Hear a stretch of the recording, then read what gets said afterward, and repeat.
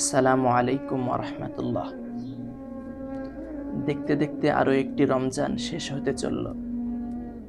এই শেষের দিকে এসে আল্লাহ রসুলের একটি হাদিস খুব মনে পড়ছে। ওই ব্যক্তি ধ্বংস হোক যে রমজান পেল কিন্তু নিজের গুনাহসমূহ মাফ করায় নিতে পারল না।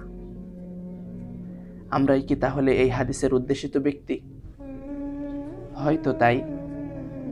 আমরা অতীতের গুনাহের জন্য আল্লাহ তাআলার কাছে কয়দিন মাফ চেয়েছি, কয়দিন কান্না করেছি। উত্তর আছে আমাদের কাছে। কিয়ামতের দিন আল্লাহ রসুল যদি জিজ্ঞেস করেন যে আমি তোমাদেরকে সতর্ক করে এসেছিলাম, তোমরা সীমা লঙ্ঘন করলে কেন? কি জবাব আছে আমাদের কাছে?